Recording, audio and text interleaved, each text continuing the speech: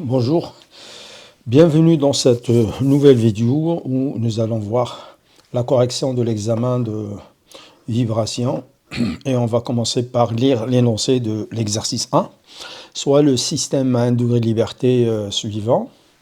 Il est composé d'un disque de rayon R et de masse M qui roule sans glisser sur le sol. Le disque est supporté par deux ressorts identiques de raideur K. On a un point qui est distant de la distance A du centre du disque. La coordonnée généralisée choisie est l'angle de rotation du disque θ et que l'on suppose faible. On rappelle que le moment d'inertie d'un disque de rayon R et de masse M par rapport au centre est 1 demi mr carré. Et si on veut calculer le moment d'inertie par rapport à un axe delta prime quelconque parallèle à l'axe delta qui passe par le centre, on donne la formule de Huygens. J par rapport à delta prime, c'est J par rapport au centre plus M fois la distance qui sépare les deux axes au carré. Première question, démontrer en utilisant le principe fondamental de la dynamique que l'équation du mouvement du disque, du mouvement libre, c'est-à-dire sans appliquer aucune force à notre disque, est égale à ça. Donc comment est-ce qu'on va faire? On va commencer d'abord par voir toutes les forces qui s'exercent sur notre disque.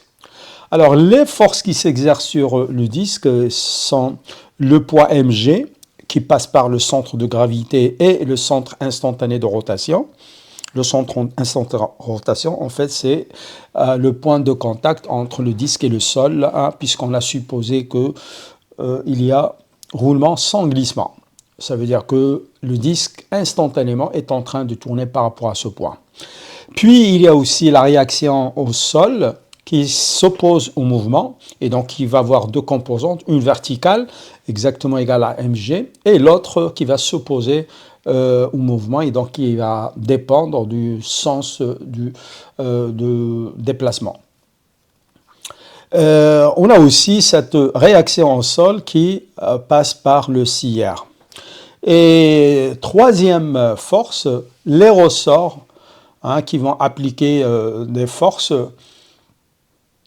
Chacun il va appliquer une force égale à K fois delta L, avec delta L l'allongement de l'extrémité mobile du ressort.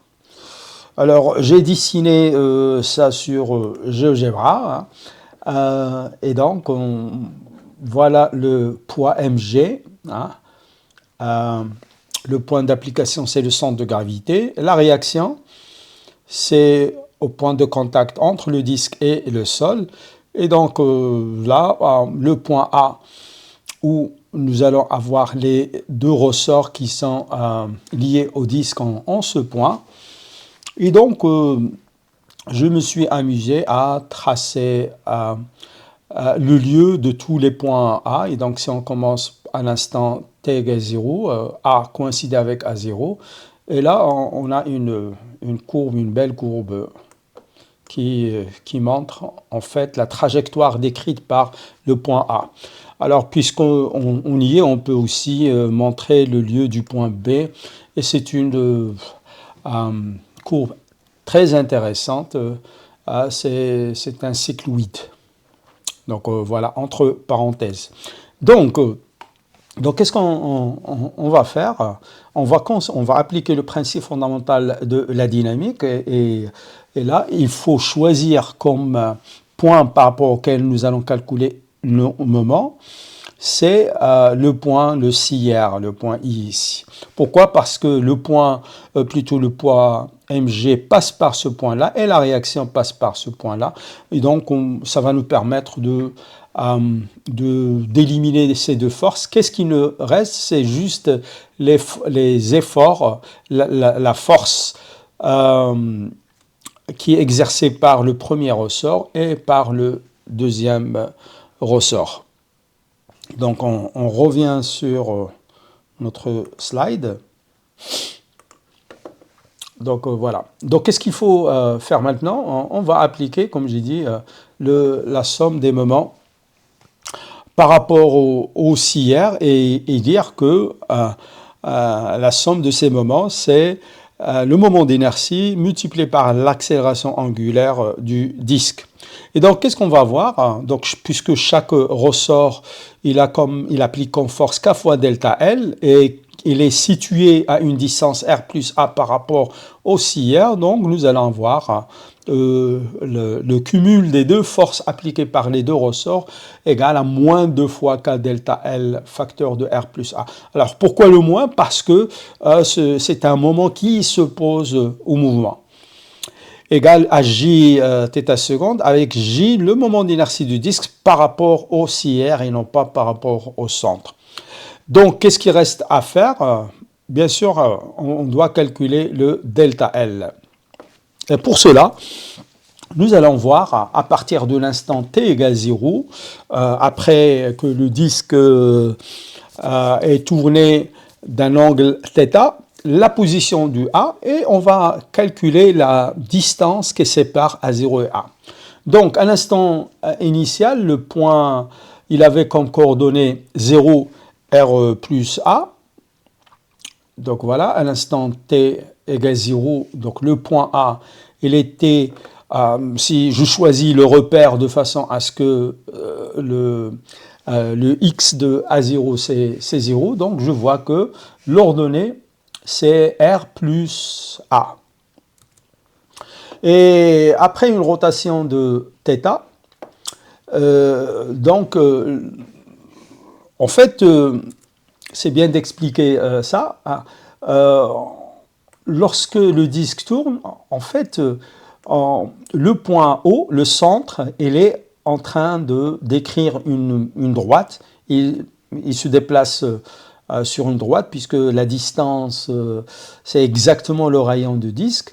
Et puis, si on dit que là, on a un roulement sans glissement, ça veut dire que la vitesse, elle est nulle et par conséquent, la vitesse du point O, c'est égal à R θ point. Et donc, si la vitesse de rotation est constante, la position du point O est linéaire par rapport à θ. En plus, pour le point A, en fait, nous avons un mouvement composé. Donc, ça veut dire quoi? En fait, le point A tourne par rapport à O et O lui-même est en train de se déplacer linéairement, donc parallèlement au sol. Et donc, pour trouver les coordonnées du point A, donc on peut se référer aux coordonnées du point O qu'on connaît. Suivant X, donc j'ai un certain Rθ, et suivant Y, c'est constant, c'est R. Et donc, on va dire la position de A, c'est par rapport à O, c'est une rotation d'un angle θ. OK? Et donc, on va projeter suivant X et suivant Y, on va trouver un certain sinus θ, cosinus θ, mais là, on va supposer que l'angle est faible, et par conséquent, nous allons avoir, donc pour les faibles angles, en fait,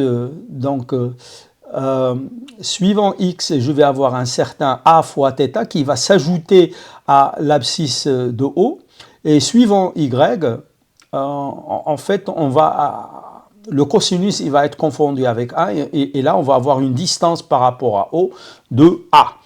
Et donc, ça, c'est la coordonnée du point, du centre du disque, et ça, c'est relativement à ce centre, les coordonnées du point A. Et donc, en sommant les deux, je trouve que les coordonnées du point A, c'est R plus A θ, et R plus A suivant Y. Et donc, pour trouver l'allongement du ressort, il suffit de retrancher les coordonnées de A0 et puis considérer la norme. Et donc, on trouve, en retranchant, je trouve que le vecteur A0A, il va avoir comme bien sûr, si on considère que l'angle est faible, c'est suivant X, c'est R plus A fois θ, et suivant Y, c'est 0. Et donc, ça veut dire que le vecteur A0A, il va être pour les faibles, les faibles angles de rotation, c'est un vecteur qui est horizontal. Voilà. Et sa longueur, ça va correspondre à l'allongement du ressort, c'est le module, hein, et donc c'est R plus A fois θ. D'ailleurs, sur GeoGebra, on peut calculer la distance entre deux points. C'est ce que j'ai fait ici. Hein. Le point, ce paramètre-là, en fait, c'est la distance physique entre A0 et A, et je divise par R plus A θ. Et donc, on voit que pour les faibles angles de rotation, c'est A. Hein. Mais bien sûr, ce n'est plus vrai. Et par la même occasion, ici, je calcule sinus θ sur θ. Et donc là aussi, hein, si θ est faible, donc sinus θ, elle est confondue avec θ. Et là, si θ est grand, donc là, ce n'est plus vrai. On a ici une erreur de 6%, etc., etc. Et là, c'est... D'ailleurs, on peut voir que le vecteur, dans cette position-là, le vecteur A0A n'est plus horizontal. Voilà. OK. Alors, revenons maintenant à notre équation du mouvement. Donc, nous avons calculé delta L et il faut calculer le moment d'inertie par rapport au CR. Et donc, théorème de Huygens, le moment d'inertie par rapport à n'importe quel point, c'est le moment d'inertie par rapport au centre plus m fois la distance qui sépare les deux axes. Et là, entre le centre et le CR, il y a une distance de r. Et donc, on trouve que le CR par rapport, le moment d'inertie par rapport au CR, c'est 3,5 mr carré. Et donc, on revient à l'équation du mouvement. La somme des moments, donc le moins 2k fois delta L c'est R plus A fois θ, et je multiplie par R plus A, ça donne moins 2k R plus A au carré fois θ, égale au moment d'inertie 3,5 mr carré θ seconde. Et donc je fais passer tous les termes en θ du même côté, je divise par 2 et je trouve l'équation de mouvement qu'on m'a demandé de démontrer. Deuxième question. Trouver la pulsation propre du système en fonction de K, M, R et A. Alors ici, en fait, on n'est pas obligé de démontrer l'équation du mouvement pour l'utiliser, même si je n'ai pas pu répondre à la première question. Donc je peux prendre l'équation du mouvement et nous avons l'habitude de traiter les équations de vibration sous forme de mx 2 points plus kx égale 0. Et donc là, je vois qu'il y a un terme qui s'apparente à une masse, à une inertie, 3 quarts mr carré, et un autre terme qui s'apparente à une raideur, k r plus a au carré. Et je sais que la pulsation propre au carré, c'est la raideur équivalente divisée par la masse équivalente. Voilà la raideur équivalente et voilà la masse équivalente. Donc, je trouve que la pulsation propre, c'est, hein, je fais passer le 4 et je prends sa racine carrée. Donc, idem, je fais sortir le R plus A et le R de sin racine carrée. Je trouve que la pulsation propre, c'est 2 fois R plus A sur R, racine carrée de 4 sur 3m. Troisième question, calculer l'énergie cinétique du système.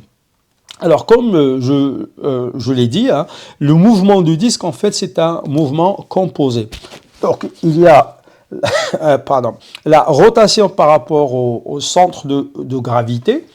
Et donc là, c'est comme si j'ai un bloc de masse m qui se déplace à une certaine vitesse.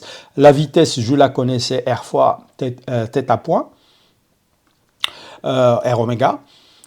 Donc ça, c'est l'énergie cinétique qui correspond à la translation. Hein. Donc comme si j'ai une masse m qui se déplace à une certaine vitesse v, il va avoir une énergie cinétique égale 1,5 fois m fois la vitesse au carré. Plus j'ai une rotation par rapport au centre. 1,5 fois j fois oméga carré. Attention, ici, j, c'est le CR, c'est le moment d'inertie par rapport au centre et non pas par rapport au CR.